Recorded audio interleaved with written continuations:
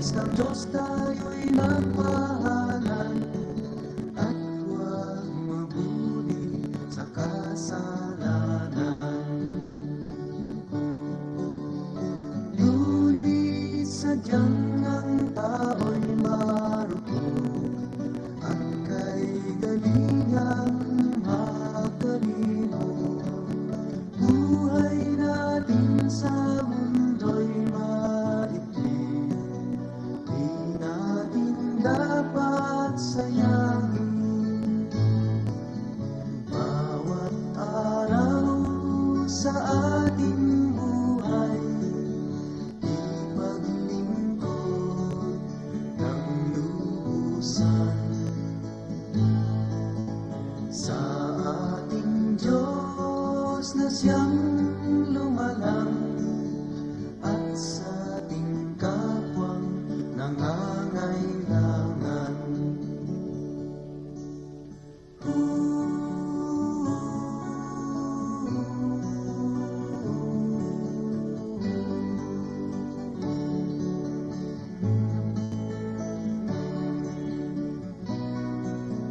Bawat araw sa ating buhay, ipaglingkod ng lubusan sa ating Diyos na siyang lumalang at sa ating kapwang nangangailangan, at sa ating kapwang nangangailangan, at sa ating kapwang nangangailangan.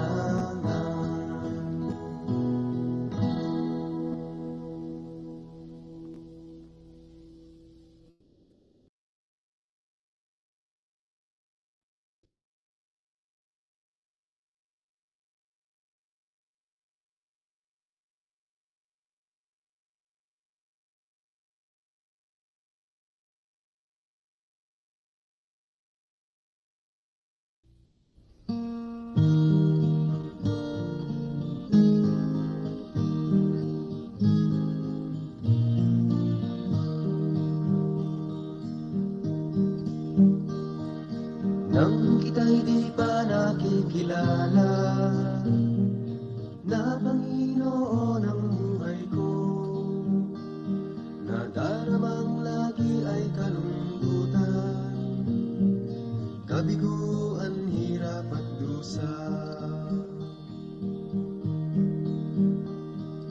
Nang ako'y lumapit sa iyo, isinuko ang lahat sa buhay ko. Ika'y tinanggap kong Panginoon at tagapagligtas ng buhay ko. Jesus, ito ang aking awit, ito sa'yo'y aking ihahandog. Sa pag-ibig mong laging nadarama, dakila ka, O Diyos, purihin ka.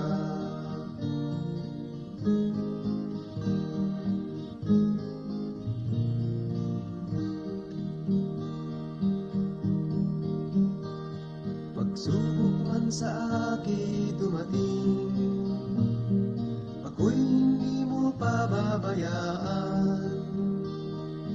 Ikaw lamang lagi ang pupurihin, sasambahin magpakailanman. Jesus, ito ang aking awit, ito sa'yo'y aking ihahandog. Sa pag-ibig mong laging nadarama, dakila ka, O Diyos, purihin ka.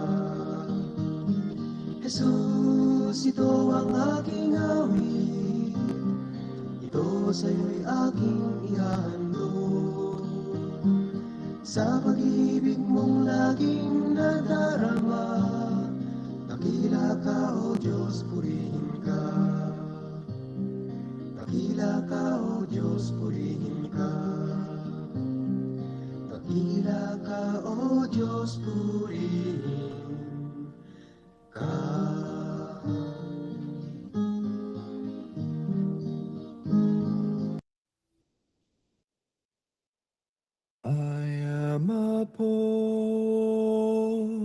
wayfaring stranger, while traveling through this world below. Yet there's no sickness, toil, nor danger in that bright world to which I go. I'm going there to see my Father. I'm going there.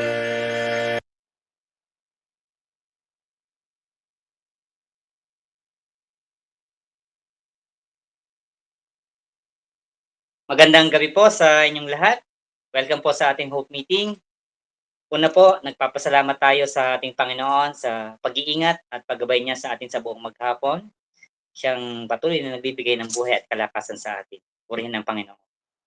At isa kagalakan po na magkakasama tayo na magpupuring umawit sa ating Panginoong Diyos. Makakapakinig din po tayo ng testimony ng isa nating kapatid kung paano po naranasan niya ang habag at biyaya ng Panginoon. At higit po sa lahat, ang mapakinggan ang kapahayagan ng aral at mga katotohanan mula sa Biblia, ang salita ng Diyos. Maraming salamat din po sa ating mga kapatid na walang sawang nagpapasa po ng link ng Hope Meeting sa inyong mga mahal sa buhay, mga kaibigan at katrabaho upang marami po ang mabot ng gawain ito. At bisitahin niyo po ang ating FB group, ang C for Hope Meeting, kung nais niyo pong muling balikan at muling pakinggan ang ating mga natapos na gawain. At kung di pa po kayo kabilang sa ating grupo na ito, mag-join lang po kayo. Paalala po mamaya, pagkatapos po ng mensahe, meron po tayong breakout session. Ngayon po, tinatawag ko po ang ating kapatid dito para po sa kanyang pagbati. Magandang gabi po sa bawat isa. Sumainyo ang biyaya at kapayapaan mula sa ating Diyos Ama at Panginoong Hesukristo. Kagalakan po na magkakasama muli tayo virtually, isang oras na pag-aaral ng kanyang mga salita. At nagpapasalamat din po tayo sa patuloy na pakikibahagi sa gawain na ito. Welcome po sa ating virtual Hope Meeting. Pagbati po mula sa C4 Missions Department. Nagagalak po kami at patuloy na nagpapasalamat sa Diyos at sa ating mga tagapangunang elder, tech support, mga partner churches. Hangad ko po sa gabing ito na makasumpong ng kagalakan, pagpapala, pag-asa sa ating pag-aaral ng kanyang mga salita ngayong gabi. Purihin po ang Panginoon. Thank you, Kuya Lito. Pagbasa po mula sa aklat ng Hebreo, Kabanata 6, talata 18 hanggang 19. Hindi nagbabago at hindi man lang nagsisinungaling ang Diyos. Kaya tayong nakatagpo ng kanyang kalinga ay panatag ang loob na umaasa sa mga pangako. Ang pag-asang ito ang siyang matibay at matatag na angkla ng ating buhay. At sa pagkakataon pong ito, nais ko pong ibahagi kung ano po ba ang Hope Meeting, bakit nga po ba tayo nagkakaroon ng ganitong gawain. Ang Hope po ay stands for Household, Opportunities, Presentation, and Experience. At ang C4 Hope Meeting po ay naglalayon na may balita ang makapangyarihang pagkilos at mensahe ng Panginoon sa komunidad. May bahagi ang galak na nadarama dahil sa biyaya ng Panginoon. At layunin po na mahamon ang bawat isa na tumugon sa Panginoon at makibahagi sa buhay ng may pagpapahalaga sa Kanya at sa Kanyang kalooban. Sama-sama po tayong umawit. Awitin po natin, siyasatin mo, O Jesus.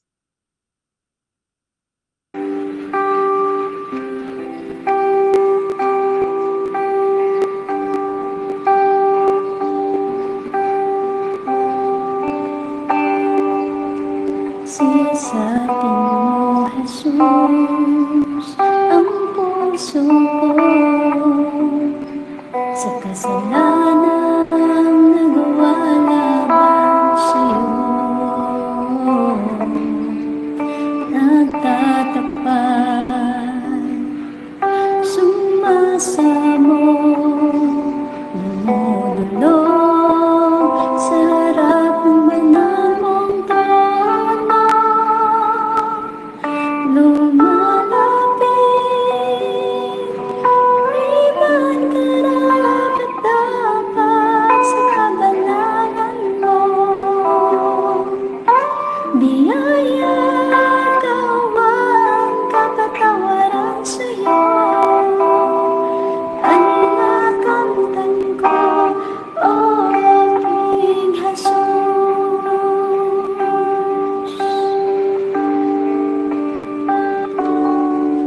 Siya sa atin mo, Jesus, ang puso ko sa kasalanang nagawa laban sa'yo.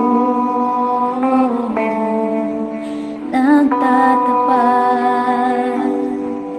sumasamo, dumudulog sa harap ng banal mong trono. Lumalapit, di man karapat-dapat sa kabanalan mo. Biyaya, kawan, kapatawaran sa'yo ay nakamtan ko, o aking Jesus.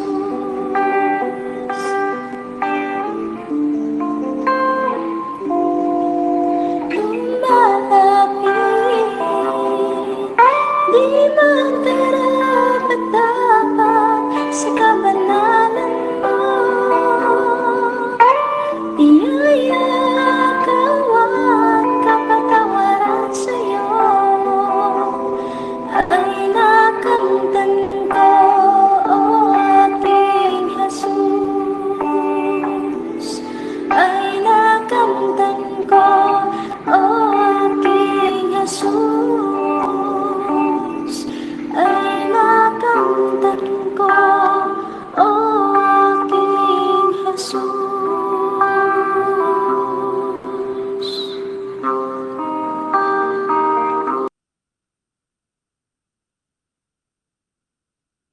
Ngayon naman po, pakinggan po natin ang patotoo ng isa nating kabataan from C4, Rohi Shanayan de la Peña, at sunod po ito ng handog na awitin ni Ate Dayan Rosan. Na gumawa ng hindi kalugod. Magandang gabi po sa bawat isa. Ako po si Shania D. de la Peña, kabilang sa Kristiyanong Komunidad ng C4. Kami po ay naniniwala at naninindigan sa katotohanang may Diyos na manilikha na may ganap na karapatan sa ating buhay. Siya ay Diyos na nagsasalita at nagpapakilala sa mga tao. At ang kanyang salita ay makapangyarihan, totoo at nakapagdiligtas. Ang akin pong ibabahagi sa inyo ngayong gabi ay patungkol sa pagsamba.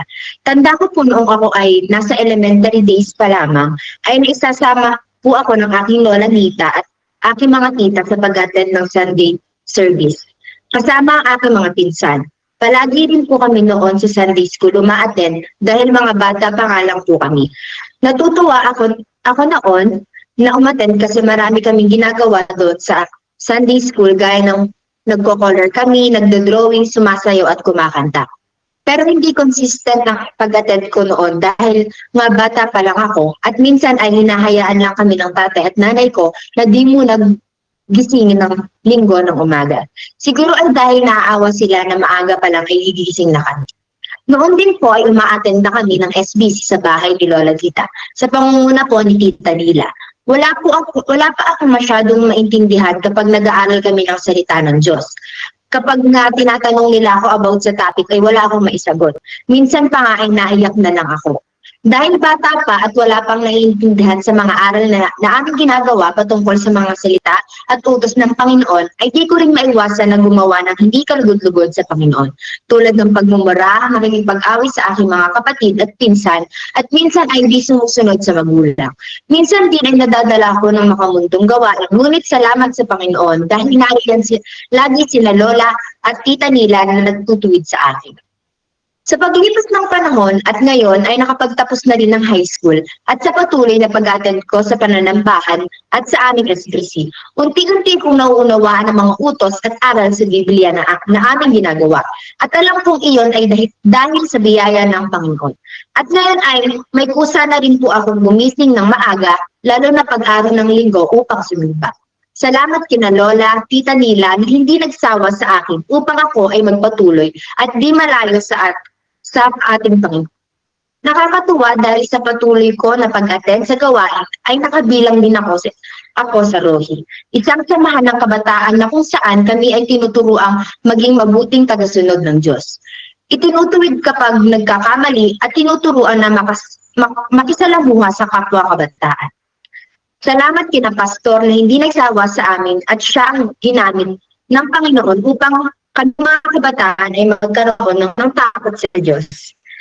Taong 2022 ay nabautismuhan po ako sa ating komunidad sa biyaya ng Diyos. Salamat po sa mga taong ginamit niya upang lubos kong maunawaan na ang Panginoong Jesus lang ang tanging pag-asa at makapagliligtas sa atin. Magpasa hanggang ngayon, ako po ay tuloy-tuloy sa pag-attend sa mga gawain tulad ng pagsimba, pag-attend sa aming SBC, at ngayon nakasimula na rin ang pagbebereya ng aming SBC. Salamat din sa Panginoon dahil after ng worship service ay nagkakaroon ng one-on-one mentoring para po sa mga Rohi na gaya ko upang i-mentor. Salamat sa mga mentors ko na lagi nagpapaalala sa akin na ang pagsimba ay bilang isang responsibilidad, kundi ito ay gawain na lalong makapagpapalapit sa ating Panginoon. Gaya ng aking naging paboritong talata na nagbabasa sa 2 Timoteo 2:22. Kaya nga bilang isang kabataan, iwasan mo ang masasamang pagnanasa, subalit pagsikapin mong maging matuwid, tapat, mapagmahal at mapayapa, kasama ng mga taong may pusong malinis at tumatawag sa Panginoon. Dalangin ko na gamitin ng Diyos ang ating patotoo upang maging hamon at pagpapala sa inyo at sa lahat na makakabasa o makikinig nito. Mamuhay po tayong nasa ilalim ng presensya ng Diyos, napapasakop sa kanyang otoridad at namumuhay para sa kapurihan lamang ng Diyos. Story Deo Gloria.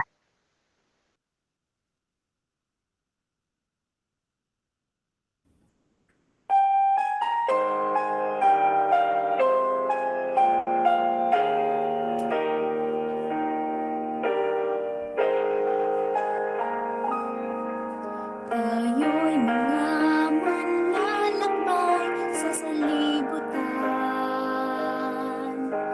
mga nauna sa ating pagmasdan.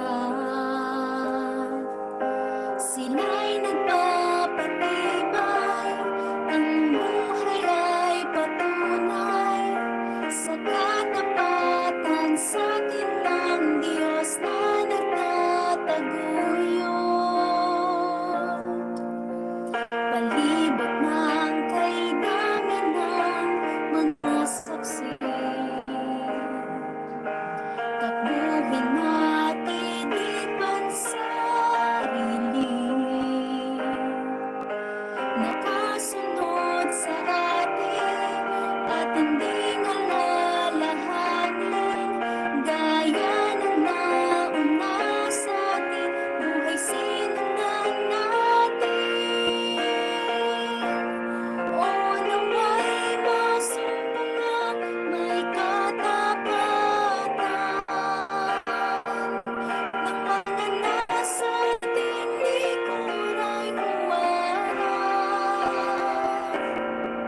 Pananalig nga nawa'y kanilang matagpuan, at ang ating pagtalim ay siyang sundan. O nawa'y masumpungan, may katapatan.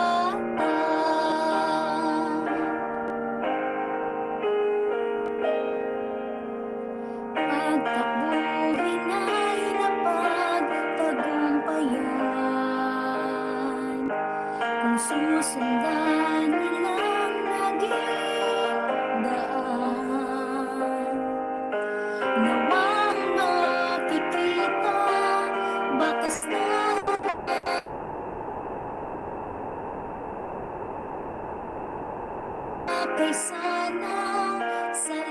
Diyos na kailangan ng pagkawan. O nawa'y masulat, may katapatan, ng mga nasa dilim ay huwarang. Pananalig na nawa'y kanilang matagpuan, at ang ating pagtalim ay siyang sundan. O nawa'y masumpungang may katapatan, ng mga nasa likod ay huwarang. Pananalig na nawa'y kanilang matagpuan, at ang ating pagtalim ay siyang sundan. O nawa'y masumpungang may katapatan.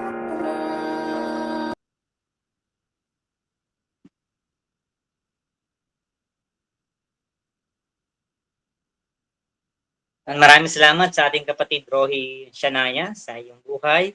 Naway ang iyong buhay patotoo bilang kabataan ay lalong makita. At maraming salamat din sa ating kapatid natin Dayan sa iyong pag-awit ng papuri sa Panginoon. Ngayon naman po, pakinggan po natin ang mabuting balita, ang ipahayag ng mensahe ng Diyos sa pamamagitan po ng ating kapatid, Brother Raymar. Ang Diyos na tumawag sa kanyang mga hinirang ay ang Diyos na patuloy na babago sa atin upang tayo'y tumugon ng tunay na may pagsamba sa Kanya.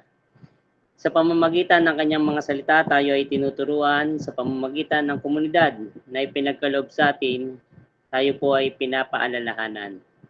Kung tayo po ay patuloy na magpapasakop sa kanyang presensya, masusumpungan natin ang ating mga sarili na susunod at sasamba sa Kanya. Salamat, Ranger Shanaya, sa iyong patotoo. Salamat din, Ate Dayan, sa iyong inawit, Tagalog version ng Find Us Faithful. Isang paalala sa bawat isa sa atin na tayo ay tinawag upang magsilbing asin at ilaw ng sanlibutan ito. Mangyayari lamang yon kung tayo ay masusumpungang namumuhay ng may katapatan sa Kanya. At magagawa lang din natin iyon, hindi sa ating mga ganang sarili, kundi sa biyayang kaloob ng ating Panginoon at sa pangunguna ng banal na espiritu na nananahan sa atin. At ang lahat pong ito ay sa biyaya lamang ng ating Diyos. Magandang gabi po sa bawat isa.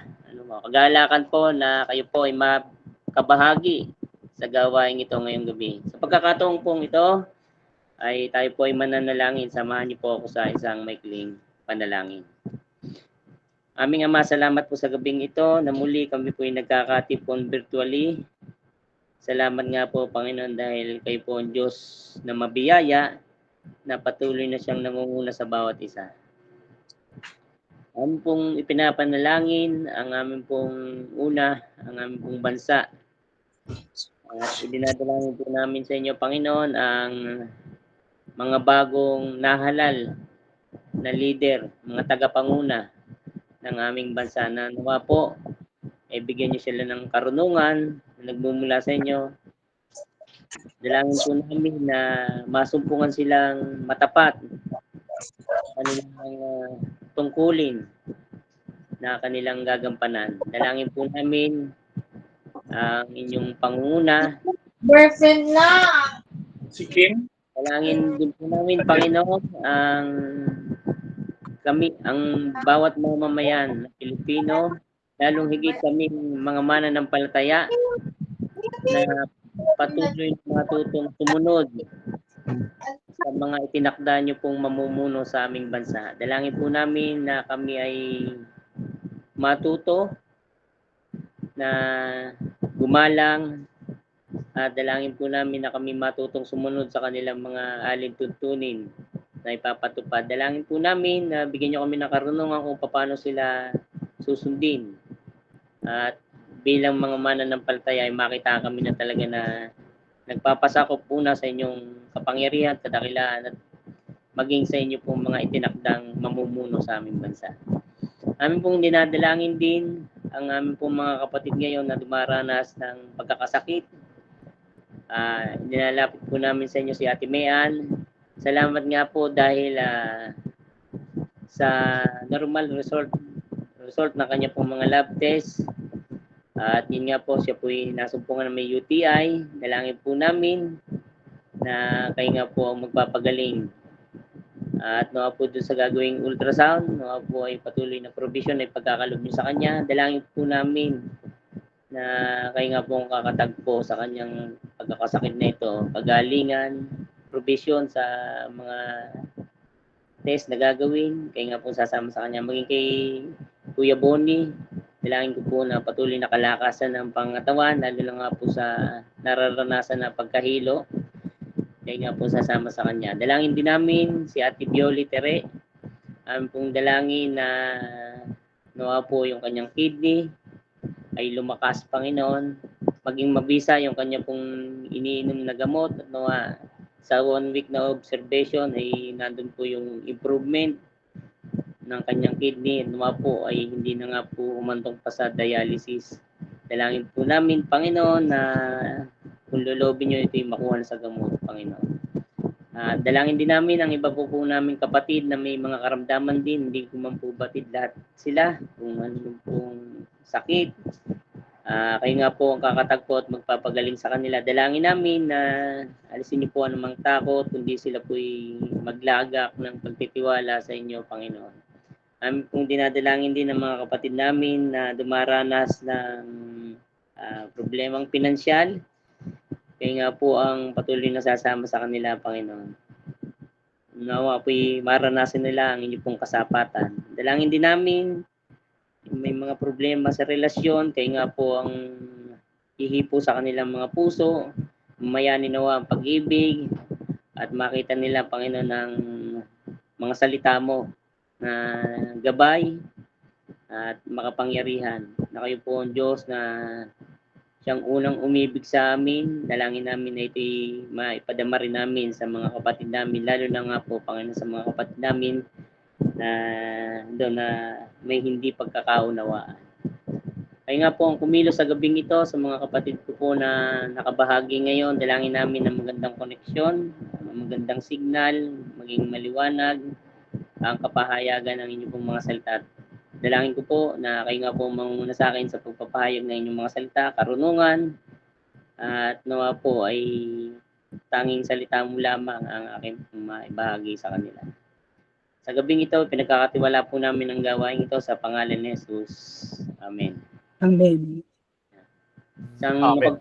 gabi po muli sa bawat isa. Nagpapasalamat po tayo sa Diyos dahil ang gawain ito po ay nagpapatuloy. At nagpapasalamat din po tayo sa Diyos dahil biyaya niya kung kaya tayo po ay magkakasama ngayon. Nawa sa gabing ito, masumpungan natin yung tunay pong pag-asa.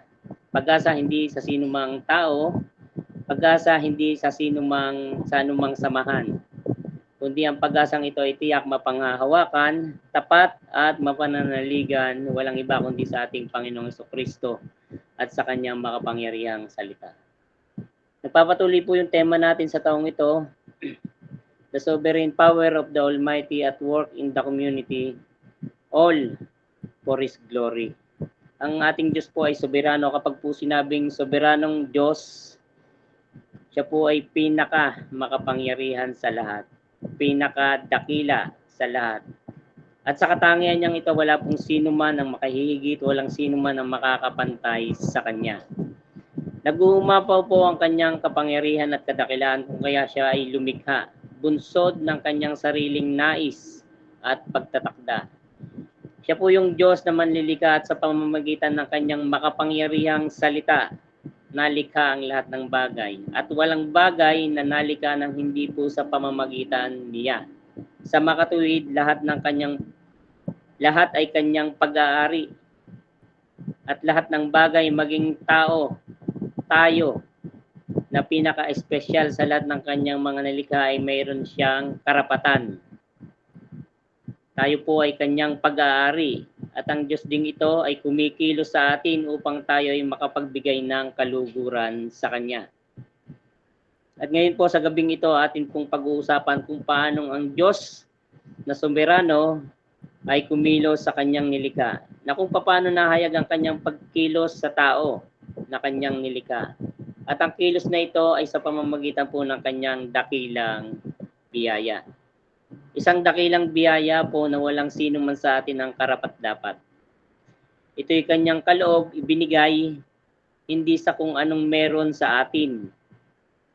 Ito'y ipinagkaloob dahil sa kung ano ang meron sa kanya. At ito po ay ang kanyang wagas na pag-ibig sa kanyang mga hinirang. Kung kaya katulad ng salmista, sabi po dun sa ating theme verse, lagi po natin yung binabasa. Ano po yung sabi sa awit 71:16? Sabi po doon, pagkat ikaw, Panginoong Yahweh, malakas at makatwiran, ihahayag ko sa madla katangiang iyo lamang. Ang salmista, kanya pong naranasan kung sino talaga yung Diyos na kanyang sinasamba. Kung kaya namumutawi po sa kanyang mga labi ang pagpupuri, pagdakila sa kanyang manlilika. Hindi po niya ikinahihiya sa madla na ipahayag ang katangian ng Diyos na ito. Nandun yung kanyang pagmamalaki, pagpaparangal, pagsamba sa kanyang soberanong Diyos. Nawa, makita natin ang dakilang biyayang ito ng Diyos at masumpungan tayo kagaya po ng salmista. Walang ibang ipinagmamalaki, walang ibang pinupuri at sinasamba kundi ang ating dakilang Diyos. Sa gabing ito, meron po tayong mga katanungan. Una pong tanong, nauunawaan ba talaga natin ang ating dating kalalagayan? Ano po yung kalalagayang iyon? Kalalagayang isinumpa. Tayo po ay dati alipin. Tayo ay nasa isang kalunos-lunos na kalalagayan. Ito po yung panahon na wala po tayong kapag-apag-asa. At tayong lahat ay paparusahan magpasawalang hanggan. Ano po? Wala po tayong kakayanan na iligtas ang ating sarili sa kalalagayan na ito. Pangalawa pong tanong, sabi diyan, nakita ba talaga natin ang biyaya ng Diyos mula sa ating isinumpang kalalagayan? Yan. Marahil sa marami sa atin nadinig na ito, paulit-ulit itong nadidinig at alam na rin natin yung mga kasagutan sa mga tanong na ito. Pero ang tanong ay sa ating mga personal na pamumuhay bilang nabiyayaan. Namumuhay ba talaga tayo sa biyaya? O ipinagmamalaki pa rin natin yung ating mga mabubuting gawa? Nabubuhay ba talaga tayo sa biyaya? O hanggang ngayon po ay tayo po ay namumuhay pa din na parang isinumpa? Ano po? Yun po yung ating mga katanungan sa gabing ito na nawa ay ating pagbulay-bulayan. Ano po? Sa gabing ito, meron po tayong topic. Ang topic po natin, from course to grace. Ano po? Living in grace, hope of the redeemed. Ano? Mula sa isinumpang kalalagayan, nandun yung biyaya. Tayo po ay nabubuhay sa biyaya. Ito po yung ating pag-asa. Tayo na kanyang mga pinubos. Para po sa bawat isa, ano po, ating pong tingnan yung perpektong pagkalalang ng Diyos sa kanyang nilikha. Perpekto po ang kanya pong pagkalalang. Ano po? Ang tao po na espesyal at higit sa lahat ng kanyang nilikha ay sapat sa lahat ng pangangailangan bago pa ito likhain. Opo, wala na pong mahihiling pa ang isang tao nung siya po ay lalangin. Hayahay na buhay, sagana sa lahat ng bagay, sapat para siya mabuhay isang lugar na paraiso. Yan po yung tawag sa halamanan ng Eden, paraiso. At sa katunayan po, ang tao na kanyang ginawang tagapamahala sa lahat ng kanyang nilikha. Ano po? Sa katunayan po, tao din ang nagbigay ng pangalan o tawag sa mga nilalang ng Diyos, gaya ng mga hayop, ng mga halaman. Maliwanag din po ang utos sa tao sa mga bagay na dapat niyang gawin at mga bagay na hindi dapat gawin. Sa makatuwid po, napakalinaw po na walang pagkukulang ang Diyos sa tao bago pa ito lalangin. Ano maliwanag ang kanyang mga utos, gaya na lamang sa talatang ito sa Genesis 2:17 natin ito ngayon. Sabi po doon sa Genesis 2:17, maliban sa bunga ng punong kahoy na nagbibigay ng kaalaman tungkol sa mabuti at masama, wag mong kakainin ang bungang iyon. Sapagkat sa araw na kainin mo yon ay mamamatay ka. Yun po yung maliwanag na utos ni Yahweh sa tao na kanyang nilalang. Imagine mga kapatid, isa lang po ang ipinagbawal ni Yahweh. Maliwanag sa talata ang utos ni Yahweh. Bago pa ang talatang ito, sabi ni Yahweh, ang lahat ng bungang kahoy ay maaari niyang kainin. Maliban lang sa isa. Hindi po madamot at hindi nagkulang ang Diyos sa tao. Sapat ang kanyang biyaya, ngunit dahil ang tao ay natukso. Ito na po yung pagbagsak ng tao. Siya po ay naghangad na maging pawang kapantay ng Diyos. Yan. Gaya ng sabi ng ahas, siya ay napatangay sa kanyang maling kaisipan at maling damdamin. At dahil dito, tahasan niya nilabag ang maliwanag na utos sa kanya ni Yahweh. At ito ang nagbunsod sa kanya upang siya ay isumpa ng Diyos na banal. Sa pananaw ng iba, ito po yung pananaw ng iba. Para yun lang, kumain lang ng bungang pinagbabawal, parang napakabigat ng parusa agad isinumpa ng Diyos ang tao dahil lang doon sa pagsuway na yon. Yan, yun po yung pananaw ng tao, para bang napakababaw naman ng Diyos upang siya ay magalit na gano'n. Yun po yung ating pananaw bilang tao. Sa pananaw nating mga tao, maliit na bagay na pagsuway. Hindi natin nakikita ang bigat ng paglabag. Ito ay napakaliwanag na tahasang pagsuway sa utos ng banal na Diyos. Sa Diyos na siyang may lalang sa tao. Ito po ay nagmula lamang sa alikabok. Tayo po ay mula lamang sa alikabok. Binigyan ng buhay.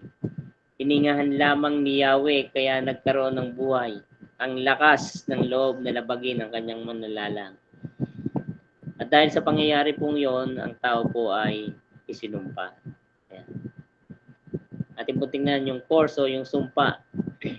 Ano po ang una nating makikita dyan? Ano nangyari? Una, dahil sa pagsuway. Mula na ang tao ay magkasala, siya po ay isinumpa ng Diyos dahil sa kanyang pagsuway.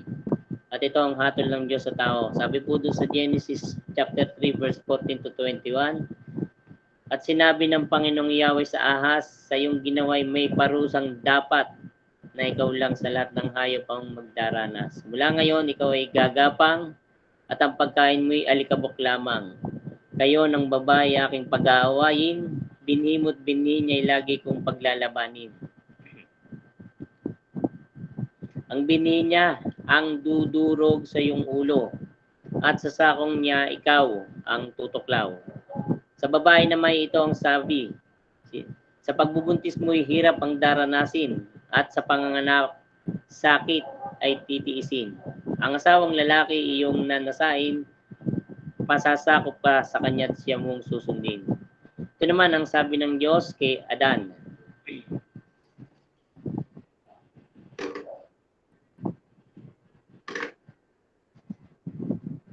Yan, ito po sabi sa kanya, dahil nakinig ka sa iyong asawa, ng iyong kainin ang pinagbabawal kong bunga, dahil dito'y sinusumpa ko ang lupa. Sa hirap ng pagbubungkal, pagkain mo'y magmumula, mga damo at tinik ang iyong aanihin. Halaman sa gubat ang iyong kakainin, sa pagod at pawis pagkain mo'y manggagaling, maghihirap ka hanggang sa malibing. Yan po yung sumpang iginawad sa tao. Dito po nag-umpisa ang lahat ng tao ay mahulog sa kasalanan sa pamamagitan ng isang tao. Sa talata po makikita natin yung sumpang iginawad ni Yahweh sa ahas, sa babae at sa lalaki. Dahil sa pagsuway, nakikita din natin sa talata kung paano tutubusin ni Yahweh ang tao buhat sa sumpang iginawad sa kanila. Yan, nandun po yung propesiya ng pagtubos. Mayroong anino ng pagtubos at ito ay dahil sa kanyang mayamang biyaya. At ito ay para sa kanyang kaluwalhatian lamang. Sabi po doon sa sunod na puntos natin, pumasok ang kasalanan sa sanlibutan. Sabi po doon sa Roma 5:12, ang kasalanan ay pumasok sa sanlibutan sa pamamagitan ng isang tao.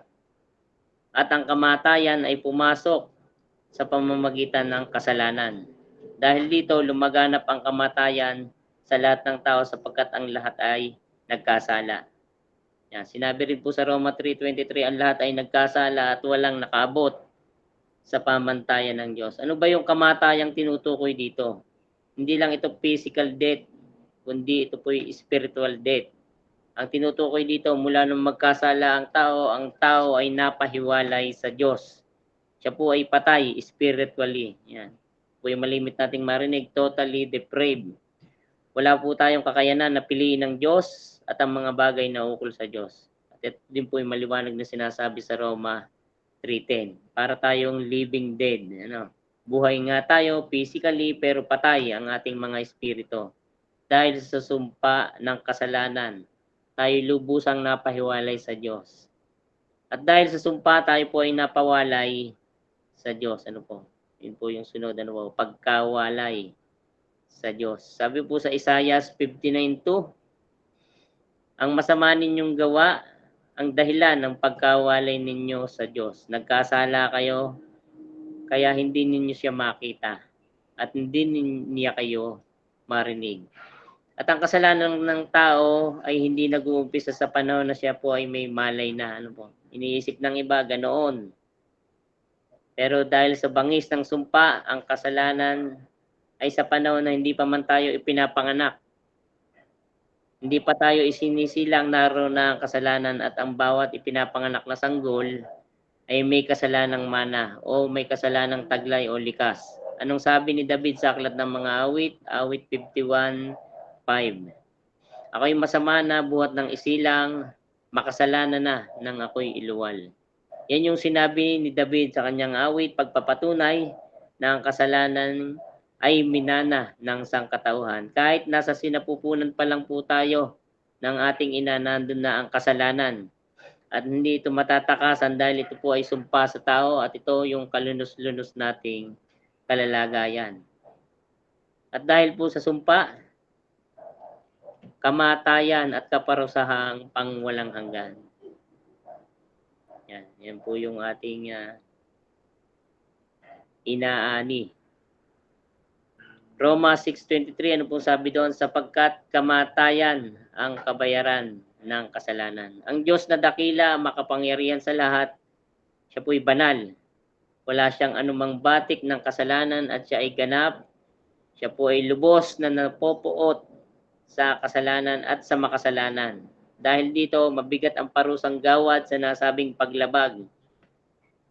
At ito ay kamatayan. At dahil dito, ang bawat tao ay sentensyado na o yung tinatawag nating guilty. Guilty po tayong lahat sa harap ng Diyos. Anong sabi po doon sa Hebreo 9:27? Itinakda sa mga tao ang minsan lamang mamatay at ang pagkatapos ay ang paghuhukom. Lahat po tayo ay haharap sa hukuman ng Diyos. Haharap tayo sa isang makatarungang hukom. At ang hukom na ito hindi katulad ng tao na maaari nating suhulan. Ano? Ang makasalanan ay kanyang parurusahan, hindi po magmimintis. Ano ang ating magagawa para makaligtas sa pot ng Diyos?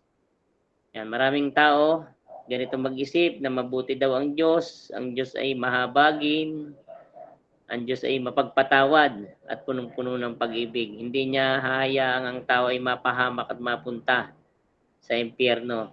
At yun po yung maling akala ng tao. Totoo po lahat ng katangian ng Diyos na taglay, gaya po ng aking mga sinabi, pero nakalimutan ng tao na ang Diyos ding ito ay makatarungang hukom. Ano po yung maliwanag na sinasabi sa Biblia? Maliwanag na tayong lahat ay hukuman. Ating tingnan po yung Mateo 25, verse 33 to 34 at 41. Ilalagay niya sa kanyang kanan ang mga tupa at sa kaliwa naman ang mga kambing. Kaya't sasabihin ng hari sa mga nasa kanan niya, "Halika kayo, mga pinagpala ng aking ama. Pumasok kayo at tanggapin ang kahariang inihanda para sa inyo mula pa nang likhain ang daigdig."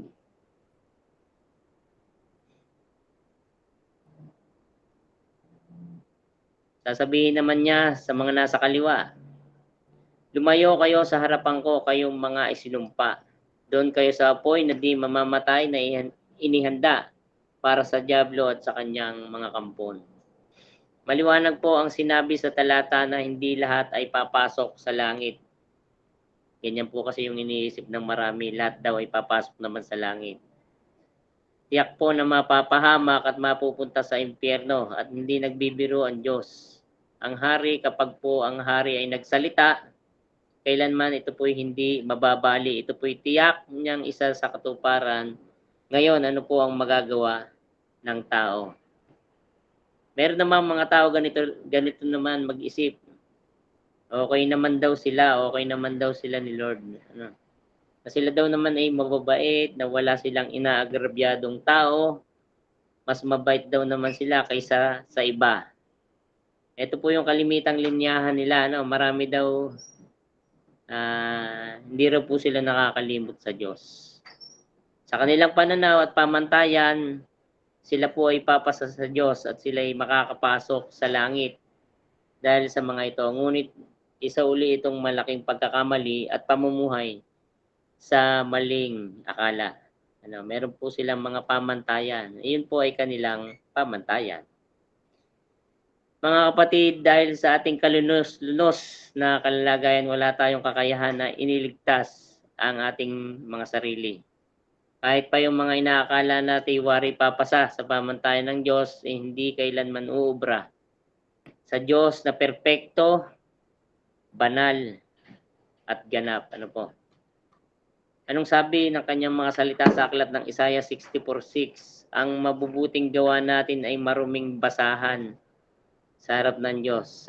Sabi rin sa Roma 3:23, at palagi nating naririnig ito, walang sino man sa atin ang nakaabot sa pamantayan ng Diyos. Wala.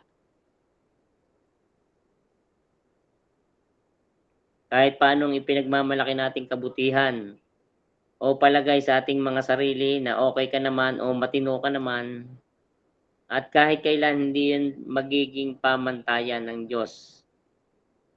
Ang pamantayan ng Diyos kailanman ay hindi natin maabot. Ito po yung kalunos-lunos nating kalalagayan, kalalagayan ng tao dahil sa kanyang kalalagayang isinumpa. Paano na yan, Kuya Raymar? Ano ang ating gagawin? Kapag ikaw ay namatay ngayon at naharap sa hukuman ng Diyos, ano ang iyong may pagmamalaki? Ano ang ating maisasagot sa Diyos kapag tayo namatay? Alam natin lahat tayo mamamatay. Walang immortal sa atin. Lahat tayo ay may kahinaan, may kakulangan, nagkakasakit. Kapag dumating ang kamatayan, hindi po ako nananakot, ito po'y katotohanan. Handa po ba talaga tayo na harapin ang ating Diyos na manlilikha? Ano yung ating may pagmamalaki? Meron po ba? May pagmamalaki po ba natin na po'y mabait? Wala po akong inaagrabyadong tao. Ako naman po'y lagi nagsisimba.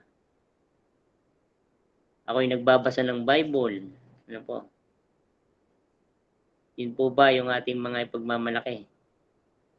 Dahil ang tao walang kakayanang iligtas ang sarili, dumating po yung dakilang biyaya ng Diyos sa sangkatuan para sa kanyang mga tinubos. At ito po yung tinatawag nating grace o biyaya. Una po, yung dakilang pag-ibig ng Diyos.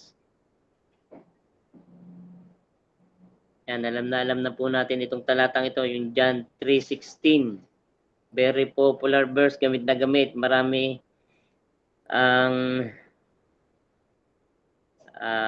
marami po ang tanong ay laging ganito. Ang tanong ko po ay, naging makabuluhan ba sa iyo itong talatang ito? Ano po? Yan, ating pong basahin. Sabi diyan, sapagkat gayon na lamang ang pag-ibig ng Diyos sa sangkatauhan, kaya't ibinigay niya ang kanyang kaisa-isang anak upang sino mang sumampalataya sa kanya hindi mapahamak, kundi magkaroon ng buhay na walang hanggan. Isinugo ng Diyos ang kanyang anak hindi upang hatulan ng parusa ang sanlibutan, kundi upang iligtas ito sa pamamagitan niya. Ito po ba'y nauunawaan talaga natin? O pangkaraniwang memory verse na lang natin? Walang dating, kumbaga, sa atin. Ito po yung dakilang biyaya sa atin ng Diyos. Ito po yung pagpapakita ng kanyang wagas na pag-ibig. Ibinuhos niya ang kanyang biyaya sa kanyang mga tinubos sa pamamagitan ng kanyang bugtong na anak. At ang sino mang sumampalataya sa kanya hindi mapapahamak, kundi magkakaroon ng buhay na walang hanggan. And that is grace. Siya mismo ang gumawa ng paraan para ang tao ay maligtas sa tiyak na kaparusahan, na bunga ng sumpa. Iniligtas po tayo sa kanyang poot. Ito ba ay dahil tayo po ay likas na mabait, kaya ginawa ito ng Diyos? Hindi po, dahil ito'y kapasyahan ng Diyos. Ito ay sarili niyang kagustuhan at walang sinuman o anumang dahilan patungkol sa tao. Kaya niya ginawa ito, isang bagay ang maliwanag dahil sa kanyang wagas na pag-ibig at para sa kanyang kaluwalhatian. Merong nagsasabi, kaya po ako naligtas ay pinili ko ang Diyos, tinanggap ko siya. Yan, sa aking buhay na para bang dahil sa kanyang pagpili sa Diyos siya ay nagkaroon ng kaligtasan. Nagkakamali po tayo sa ganong kaisipan. Wala po tayong bahagi sa ating kaligtasan. Ano po yung sabi sa Efeso 2? Verse 4 to 5 and 8 to 9. Sabi po doon, subalit napakasagana ng habag ng Diyos at napakadakila ng pag-ibig niya sa atin. Tayo'y binuhay niyang kasama ni Kristo nung tayo'y mga patay pa dahil sa ating pagsuway. Naligtas nga tayo dahil sa kanyang kagandahang loob. Sapagkat dahil sa kagandahang loob ng Diyos, kayo ay naligtas sa pamamagitan ng pananampalataya. At ito po'y kaloob ng Diyos at hindi mula sa inyong sarili. Hindi ito bunga ng inyong magagawa, kaya't walang dapat may pagmalaki ang sinuman. Maliwanag po sa mga talata na ang tao sa kanyang likas na kalalagayan na makasalanan, tayo po'y mga patay at ang mga patay kailanman po walang kakayanang piliin ang Diyos, gaya ng sinasabi sa Roma 3:10. Dahil lamang sa kanyang habag at biyaya sa atin, tayo po'y binigyan ng bagong buhay at wala tayong anumang bahagi dito. Hindi tayo iniligtas dahil mabait tayo o ano pa mang ating may pagmamalaki. Iniligtas po tayo dahil iyon ang kanyang sariling pasya at walang sino man o anumang nag-udyok sa kanya na iyon ay gawin. Naligtas tayo, maliwanag sa talata, ito'y dahil sa kanyang kagandahang loob lamang. Ano po? Isa pang talata na magpapatibay sa katotohanan ito sa Tito 3:4-7, ito po yung sinasabi. Ngunit nang mahayag ang kabutihan at pag-ibig ng Diyos na ating tagapagligtas, iniligtas niya tayo hindi dahil sa ating mabubuting gawa, kundi dahil sa kanyang habag sa atin. Tayo iniligtas niya sa pamamagitan ng Espiritu Santo na naghugas sa atin upang tayo ipanganak na muli at magkaroon ng bagong buhay.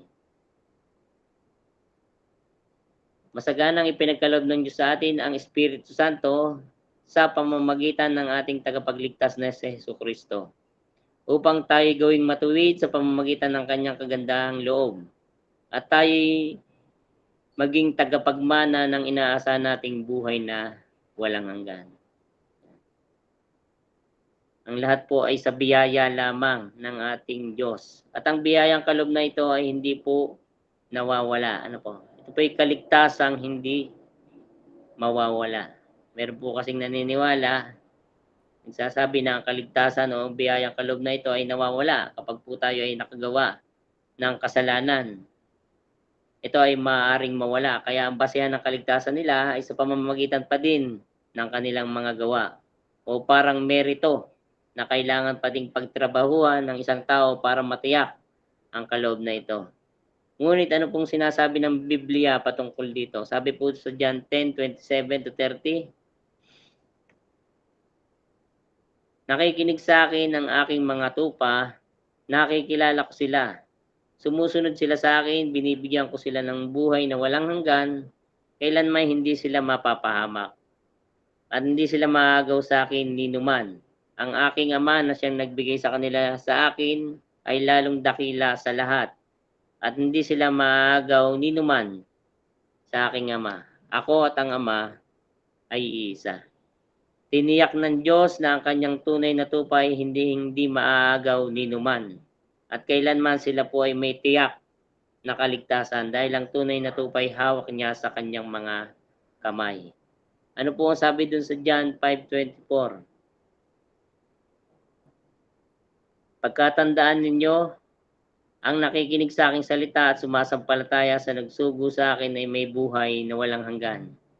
Hindi na siya hahatulan, kundi nakatawid na siya sa buhay mula sa kamatayan.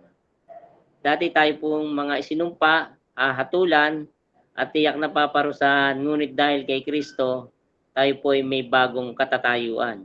Mula sa kamatayan patungo sa buhay na walang hanggan. Gaya din ang sinasabi sa unang Juan, chapter 5, verse 12-13. Ano po sinasabi doon? Kung ang anak ng Diyos ay nasa isang tao, mayroon siyang buhay na walang hanggan. Ngunit kung wala sa kanya ang anak ng Diyos, ay wala siyang buhay na walang hanggan. Napakadakila ng ating Diyos at ang lahat ng ito'y kilos ng Diyos. Maging yung ating pananampalataya ay mula din sa Diyos. Ano po? Gaya na lamang ng halimbawang ito, yung pananampalataya po ni Lydia. Sa Gawa 16:13-14, ano po sinasabi doon? At nang araw ng pamamahinga, lumabas kami ng lungsod at nagpunta sa tabing ilog. Sa pag-aakalang doon ay may pinagtitipunan ng mga Hudyo upang manalangin. Naupo kami at nakipag-usap sa mga babaeng nagkakatipon doon. Kabilang sa mga nakikinig ang isang sumasamba sa Diyos na nagngangalang Lydia na taga-Tiyatira. Siya ay isang negosyante na nagtitinda ng mamahaling telang kulay ube. Binuksan ng Panginoon ang kanyang isip upang kanyang pakinggan ang ipinangangaral ni Pablo.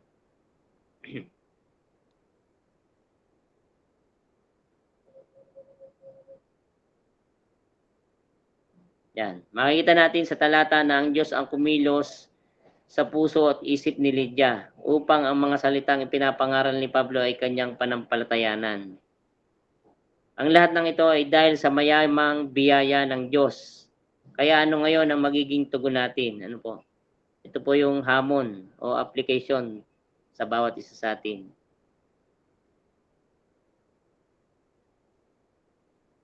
Patuloy na makita ang ating kalalagayang isinumpa na tayo ay laging nangangailangan ng awa ng Diyos na lumikha. Patuloy nating makita yung biyaya ng Diyos. Ano po?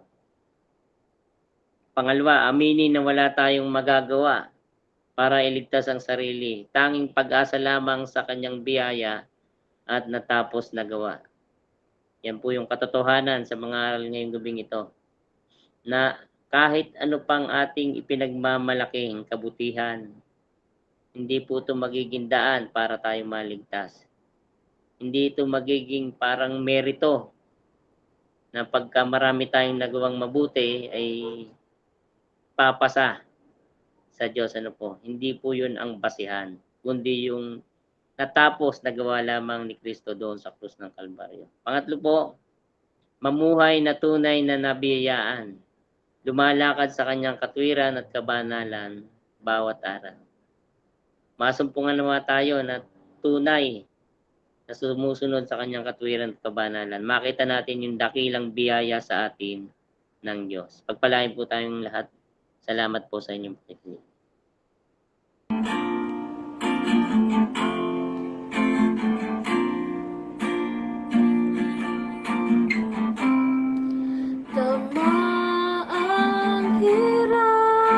Bigat ng aking sala, galak ay malayo at sigalay nawala.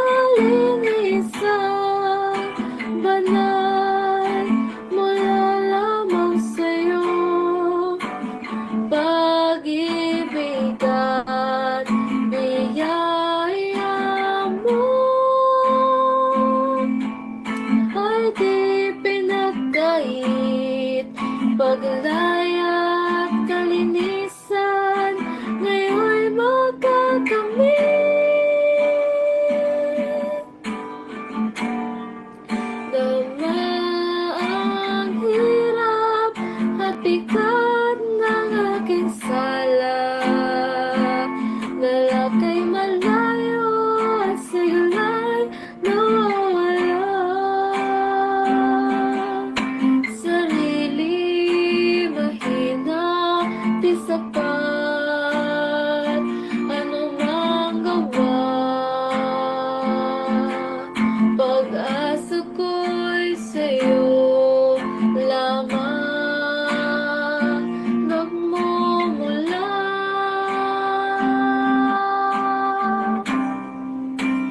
Kailangan ko ay ang pagpapatawad mo, kalinisan, banal, mula lamang sa'yo.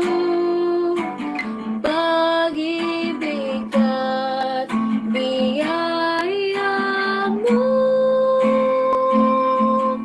ay di pinagkait. Paglaya at kalinisan, ngayon'y magkakamit.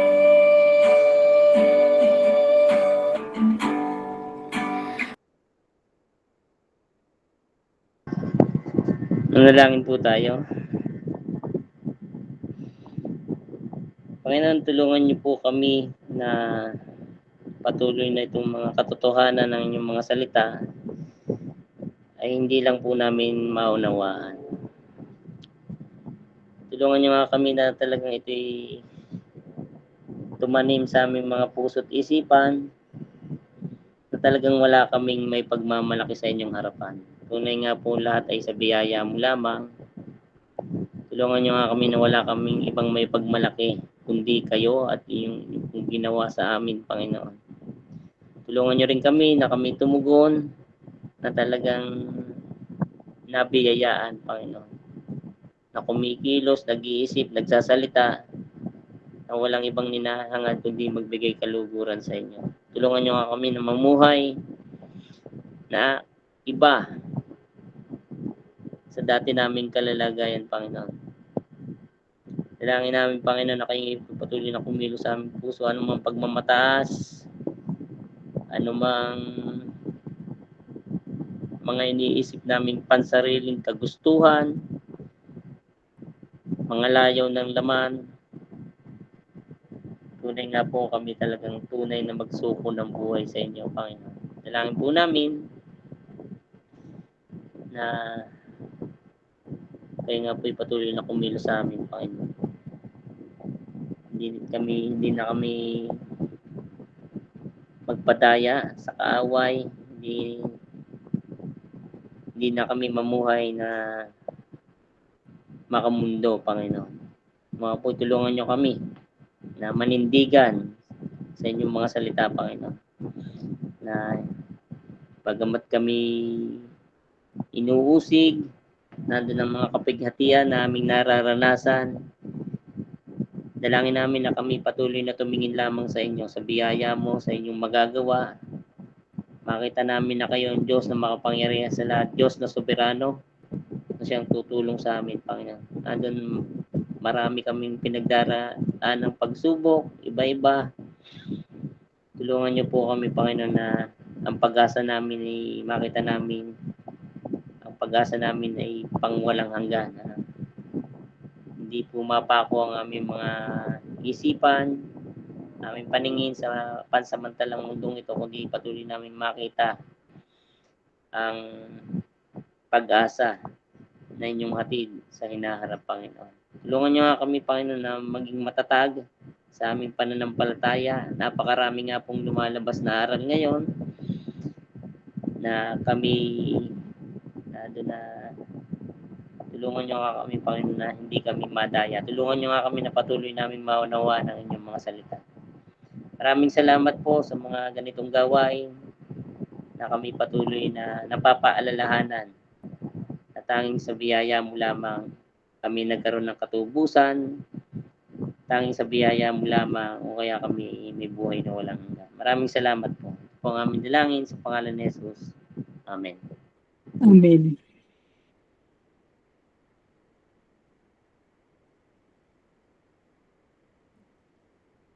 Kuya, naka-mute ka. Nakamute po. Purihin po ang Panginoon sa mga katotohanan na napahayag sa gabing ito po. Yan. Sa mga nagnanais po na pasalamat, mag-amit lang po or mag-type sa ating chat box or click niyo po ang raise hand button. Maraming salamat po sa ating mga kapatid na nandito sa ating Google Meet at syempre po yung mga kapatid natin na tumutok po sa ating FB Live. Yan. So yan po, kung wala na po, tayo po ay mag-open ng cam para sa ating short taking po.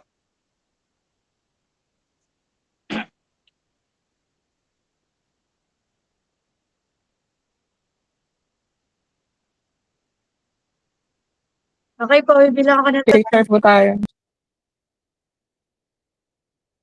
1, 2, 3. Isa pa po, 1, 2, 3. Thank you po. See you po sa breakout session. Thank you Salamat much. po. Magandang gabi. Thank you po sa lahat. Salamat sa mensahe. Salamat po.